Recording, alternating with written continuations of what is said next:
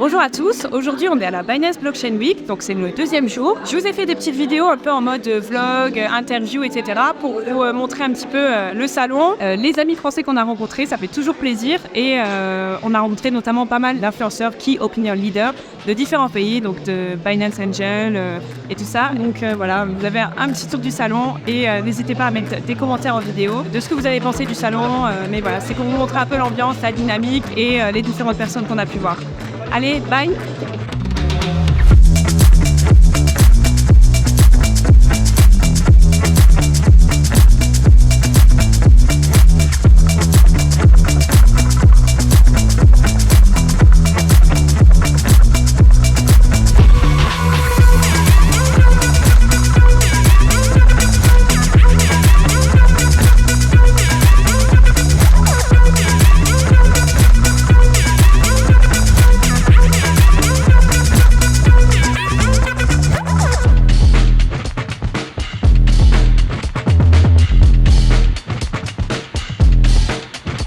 Bonjour Alexandre, Bonjour. c'est le deuxième jour de la Binance Blockchain Week à Istanbul. Ouais. Et du coup ça fait toujours plaisir de rencontrer des Français et d'autant plus des Français qui contribuent énormément à l'écosystème crypto et en plus dans le sport.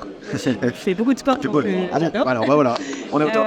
Donc voilà, c'était pour avoir un peu ton ressenti sur cet event, qu'est-ce que vous êtes venu chercher ici, si vous avez des petites news un peu exclues à nous annoncer sur des petites annonces ou des choses comme ça. En fait, on présente deux marques, il y a Chiliz et Socios. Socios, c'est l'app, c'est la mobile app pour les fans de foot, les fans de sport qui veulent acheter des tokens et surtout les utiliser. Et après, on a Chiliz qui est plutôt la blockchain aujourd'hui, qui est ce qu'on essaie de faire. Enfin, c'est ce qu'on fait la promotion ici, le sport blockchain.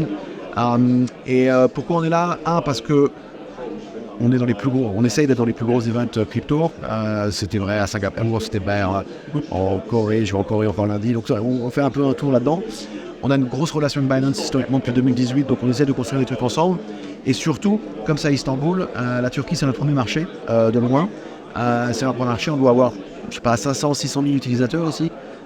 Donc c'était important pour nous d'être présents pour notre communauté, nos utilisateurs et continuer à expliquer ce qu'on fait.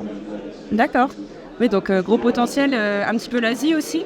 Ouais, l'Asie, alors historiquement, je suis français, mais la société, en fait, pour donner un petit peu de background sur Chiliz, on est 300 salariés, on a 9 bureaux dans le monde, et nos plus gros marchés, c'est la Turquie, Brésil, Asie en général, Corée, Japon et Southeast Asia. Donc nous, on n'est pas, c'est assez bizarre d'ailleurs pour un Français ou pour un Européen en général, on n'est pas du tout focus sur la France, on n'est pas du tout focus sur l'Europe. En fait, 99% des fans d'une équipe de PSG, je sais pas quoi, ils sont ni dans le stade, ni dans la ville, ni même dans le pays. En Corée, là par exemple, je prends l'exemple de PSG, mais PSG, ils ont un nouveau joueur coréen, comme ça, j'étais là-bas il y a 3 semaines, tu prends le taxi, le mec te demande d'où tu viens, je suis français, PSG, etc. Donc la raison pour laquelle nous on fait ce qu'on fait, qui est crypto ou pas crypto, peu importe, mais pour la raison pour laquelle on fait les fan tokens, c'est pour vraiment engager et monétiser les fans qui sont partout dans le monde et qui ne sont pas dans le pays. Donc du coup, même si on travaille avec Barça, Manchester City, PSG et tout, nos principaux clients et utilisateurs ne sont pas dans les pays où les équipes sont. C'est pour donner une expérience utilisateur un peu privilégiée, des gens qui ne peuvent pas avoir accès au réel comme en France. Exactement, c'est en fait, PSG, ils ont quoi, 100 millions de fans et il y a 52 000 personnes dans le stade. Donc il y en a quand même pas mal, qui vont regarder le match. Il y a 5 millions, 10 millions, 20 millions de personnes qui vont regarder un match. En télé, mais il y a aussi beaucoup de gens, il y a juste des 5 minutes qui font juste du fantasy game, etc. Et donc avoir un token, pouvoir participer à la vie du club et être reconnu comme un super fan, c'est ce qu'on pitch. D'accord, merci beaucoup en tout cas, et bonne fin de journée sur la aussi. Ah mais c'est mon bonhomme là. Ah c'est toi qui l'as. Les gars, c'est l'heure de l'interview. Oui, bonjour. Bonjour, donc bonjour Alexandre. Bonjour. De Tada. C'est ça. Aujourd'hui, on fait une petite interview. C'est l'occasion de recroiser des Français à la Binance Blockchain Week à Istanbul.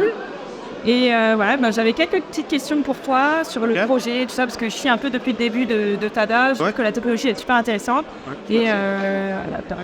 Et j'avais quelques questions sur le développement, parce que ça travaille fort, et de voir ce qui allait sortir dans les prochains mois. Je sais que vous avez lancé la bêta. tout ce qui est code de données pour la voix et tout ça. Et je voulais voir avec toi, c'était quoi les prochaines étapes de la roadmap et quand est-ce qu'on pourrait voir l'application à jour. Là, c'est la grosse phase où on build. Là, on construit le Tada, on construit l'appli. C'est quelque chose qu'on veut rendre public en fin d'année. Donc, on a encore 1 mois et demi, 2 mois. On a déjà 5000 personnes qui sont un peu moins, 4500 personnes sur notre Discord. On a à peu près 1500 personnes qui sont en bêta-test. Donc, ça nous permet de valider les grandes fonctionnalités de l'appli, de valider la logique business, de voir si on arrive à se faire pirater, à faire crasher l'appli, etc., etc. Donc du coup, on a eu énormément de feedback de la communauté pour nous aider à améliorer le produit. Comme ça, on peut faire tout ça en bêta privée. Et ensuite, quand on va être grand public et que tout le monde pourra télécharger l'appli sur les différents App Store, ça sera déjà un peu éprouvé. Donc, je ne sais pas si tu veux partager après des codes avec ta communauté, mais on peut whitelister des personnes si des personnes veulent participer dans Tada pour pouvoir faire déjà des tâches, commencer déjà à l'utiliser, nous donner des feedbacks. Donc là, pour le moment, on est juste en France. Donc on a beaucoup de tâches francophones. On a aussi des tâches en anglais. Donc on est ouvert après à d'autres pays, d'autres cultures, mais avec plaisir pour onboarder plus de personnes de ta communauté après si tu veux. Ouais, je partagerai les liens en description pour les réseaux parce que ça serait bien aussi, c'est un projet français, initiative super intéressante. Donc si vous pouvez les pusher un petit peu sur Twitter pour leur donner de la force, ça me fait sympa aussi. Et carrément, en plus, c'est bien de pouvoir participer au développement d'un projet. On dit toujours qu'on est là pour la tech, donc là c'est l'occasion justement de participer au développement de la tech.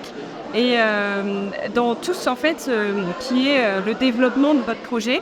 Moi j'avais des questions concernant notamment est-ce que la loi sur l'intelligence artificielle, donc Act, est-ce que celle-là va me concerner? Parce qu'en fait, vous récoltez des données, vous utilisez une IA, et voilà, un peu le lien avec tout ça pour savoir un petit peu, parce que c'est un peu les questions sur l'éthique, sur le fait que ce soit inclusif et que, avec ChatGPT, toutes les problématiques qu'il y a, savoir vous comment vous positionnez là-dessus. C'est des systèmes qui ont besoin d'avoir beaucoup de données en volume et de bonne qualité, parce que plus ta qualité elle est élevée dans la donnée, plus ton IA va être précise. Et en fait, les sociétés d'IA utilisent la donnée dans les phases d'entraînement d'IA pour qu'elle fonctionne bien. Donc du coup, dans ce cadre-là, ce qu'on voit, c'est qu'il y a de la donnée qui est collectée de manière non éthique, c'est-à-dire qu'il y a des gens qui sont pas forcément payés alors qu'ils ont fait le travail, ou alors qui sont sous-payés dans des pays du tiers-monde. Et nous, ce qu'on pense, c'est que le crowdsourcing, c'est l'idée de tout le monde participer à la collecte, c'est la méthode la plus scalable d'avoir accès à la donnée, mais il y a beaucoup de problèmes. Et Tada les résout grâce à la blockchain, parce que la blockchain t'apporte de la transparence, c'est impossible de tricher, tout est complètement clair, et tu as un processus aussi qui est fluide, notamment pour payer, pour pouvoir recevoir ses rewards, etc. Ça se fait de manière immédiate. Donc ça, c'est ce qui est intéressant. Et ce que tu dis sur le côté les lois qui vont sortir sur l'IA, Tada s'inscrit dans ce domaine-là. Nous, on ne construit pas d'IA, on apporte juste la donnée qui est nécessaire à construire des IA. Et le côté transparent qu'apporte la blockchain, ça te permet de voir que la collecte est faite de manière éthique. Et donc ça résout tous ces petits points d'achoppement dans ce domaine-là. Donc nous, on est très content que ChatGPT ait explosé en début d'année. Ça permet à beaucoup de monde de comprendre ce qu'on fait aussi, notamment quand on pitch à des VC. Et donc du coup, voilà, on est content de pouvoir être dans ce move-là et c'est le bon moment pour nous de lancer Tada. Ouais, puis en plus, vous me lancez sur la blockchain Multiverix. Ouais. Et avec le pump récent qu'il y a eu sur notamment Bitcoin, Ethereum et Multiverix, c'est bien, ça vous trouve. C'est une bonne nouvelle. Ouais. Pour nous, l'application, elle est Web 3, mais notre target, c'est le Web 2, donc on veut tout le monde. Comme je dis, moi, j'aimerais que ma mère utilise Tada.